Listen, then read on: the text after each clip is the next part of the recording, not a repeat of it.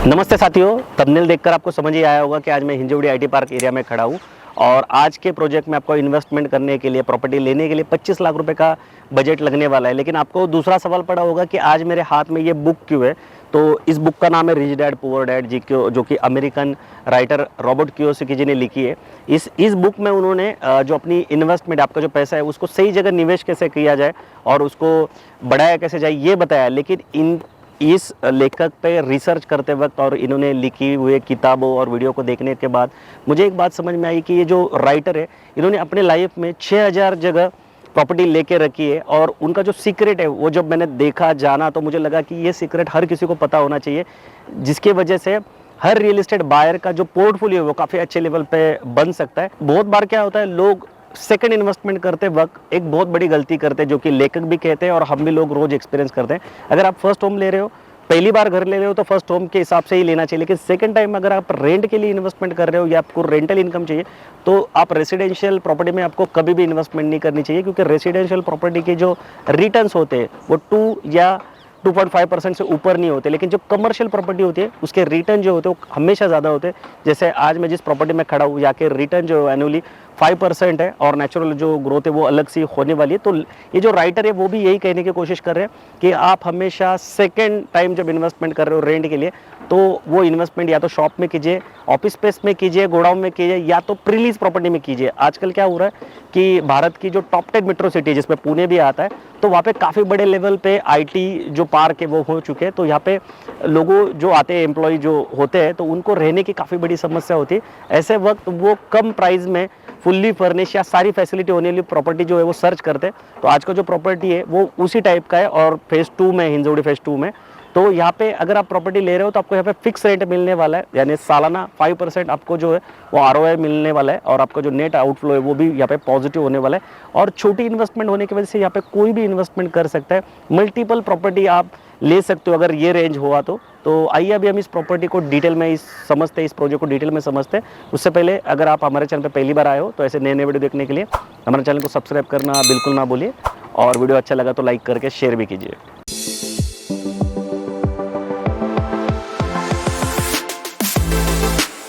तो साथियों अभी हम इस प्रोजेक्ट का लोकेशन समझते हैं। तो मैं विप्रो सर्कल पे खड़ा हूँ। ये जो रोड है ये विप्रो सर्कल से ही यहाँ पर आता है।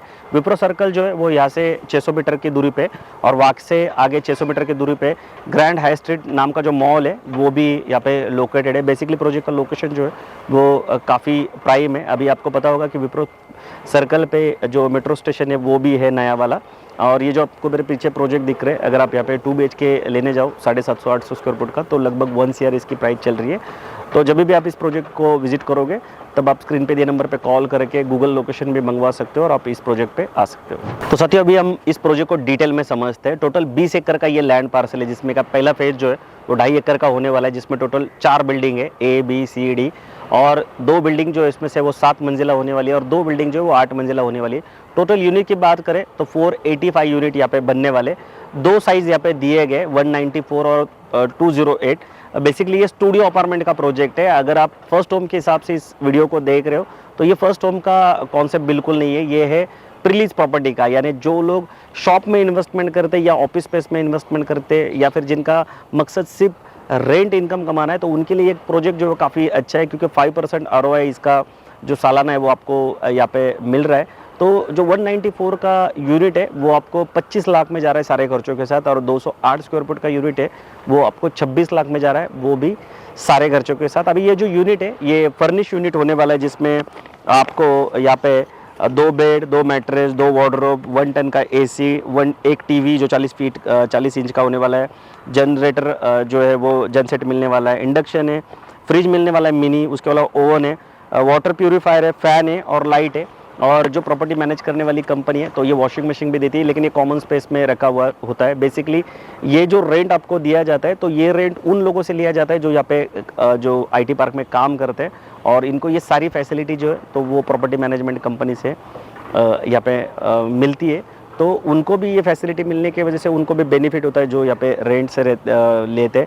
और जो बायर है उनको भी बेनिफिट होता है कि उनको घर बैठे एक प्रॉपर्टी मैनेजमेंट कंपनी भी मिलती है जो कि पूरे प्रॉपर्टी की देखभाल भी करती है और फिक्स रेंट भी देती है।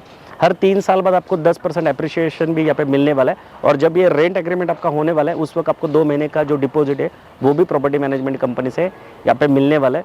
तो हर एंगल से देखा जाए तो काफ़ी अच्छी डील है, लेकिन सिर्फ आपका माइंड सेट जो है वो रेंट का होना चाहिए, या तो ये आपकी सेकंड प्रॉपर्टी होनी चाहिए, या तो आप ऐसे प्रॉपर्टी में इन्वेस्टमेंट करने वाले लोग होने चाहिए जो कि रेंट लेना चाहते हैं, या शॉप या कमर्शियल स्पेस आप कहीं देख रहे हो तो आपके लिए ये लोकेशन और ये प्राइसिंग और यहाँ से मिलने वाला रेंट जो है वो काफ़ी अट्रैक्टिव है और आपको अट्रैक्टिव लग भी सकता है। तो आइए अभी हम इस प्रॉपर्टी में कौन कौन सी एमिनिटीज़ मिल रही है उसको भी एक बार देखते हैं। तो साथियों अभी हम इस प्रोजेक्ट के एमिनिटीज़ को समझते हैं। तो आप मेरे पीछे देख सकते हो कि क्लब हाउस है, गार्डन है, जॉगिंग ट्रैक है, जिम जो है वो इन हाउस और ओपन जिम भी होने वाला है, उसके अलावा स्विमिंग पूल भी दिया गया है। अभी ये एमिनिटीज़ देने की वजह से क्या फ़ायदा है कि यहाँ का जो रेंट है वो थोड़ा सा बाकी प्रोजेक्ट से ज़्यादा मिलने वाला है, क्योंकि रेंट से लेने वाले जो लोग हैं यहाँ पे उनको फैसिलिटी जो है वो काफ़ी बड़े लेवल पे मिल रही है। जैसे यूनिट जो है फुल्ली फर्निश्ड तो मिल ही रहा है, लेकिन एमिनिटीज़ भी मिल रही है। जनरली क्या होता है कि प्री लीज के जो प्रोजेक्ट होते हैं उनका एरिया जो होता है प्रोजेक्ट का वो काफ़ी कम होता है, तो कम एरिया में प्रोजेक्ट बनने की वजह से एमिनिटीज़ नहीं दे पाते। लेकिन ये बड़ा प्रोजेक्ट है, 2.5 एकड़ का पहला फेज़ है, तो यहाँ पे एमिनिटीज़ जो है वो भी काफ़ी बड़े लेवल पे दी गई है। तो इसका बेनिफिट रेंट के लिए तो होगा और एप्रिसिएशन के लिए भी होगा। अभी जो पैकेज कॉस्ट है 25 लाख रुपए, उस पर कितना लोन होगा वो भी बताता हूँ। तो 20-21 लाख का आपका यहाँ पे लोन हो जाएगा 8.5-9% से, और जो आपका EMI है वो आएगा आपका 15 से लेके 20,000 के बीच में। अगर आप कम ड्यूरेशन ले रहे हो तो ज़्यादा से ज़्यादा 20,000 रुपये आपका EMI आएगा, और अगर ड्यूरेशन 25-30 साल का ले रहे हो तो आपका 15 या 16,000 रुपये यहाँ पे जो EMI है वो आ सकता है। उसमें से 9,600 रुपये जो प्रॉपर्टी मैनेजमेंट कंपनी वो आपको फिक्स दे रही है, और हर 3 साल बाद 10% का अप्रिसिएशन भी आपको मिल रहा है। तो आपको जेब में से यहाँ पे 5 या 6,000 रुपये इन्वेस्टमेंट करने पड़ेंगे, और आपका एक असेट यहाँ पे एक क्रिएट होगा जिसको आप रियल असेट कह सकते हो।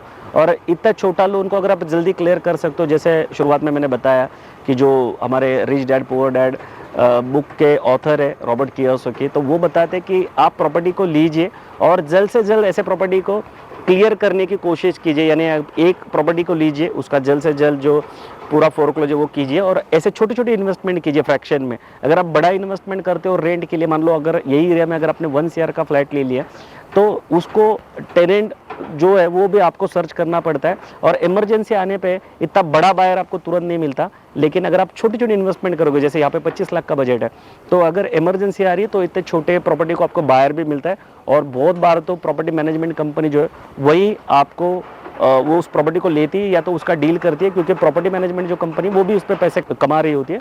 तो ऐसी डील जो है वो आपके काफ़ी फ़ायदे की हो सकती है। बाकी मैं उम्मीद करता हूँ कि इस प्रोजेक्ट की सारी डिटेल जानकारी आपको समझ में आई होगी। कुछ सवाल है तो स्क्रीन पे दिए नंबर पे कॉल कर सकते हो, और हमारे चैनल पे पहली बार आए हो तो ऐसे नए नए वीडियो देखने के लिए हमारे चैनल को सब्सक्राइब भी कर सकते हो, और वीडियो अच्छा लगा हो तो लाइक करके शेयर भी कर सकते हो। तो जल्दी मिलते हैं नए प्रोजेक्ट और नए लोकेशन के साथ। तब तक के लिए हमेशा की तरह स्वस्थ रहिए, मस्त रहिए, खुश रहिए। जय हिंद।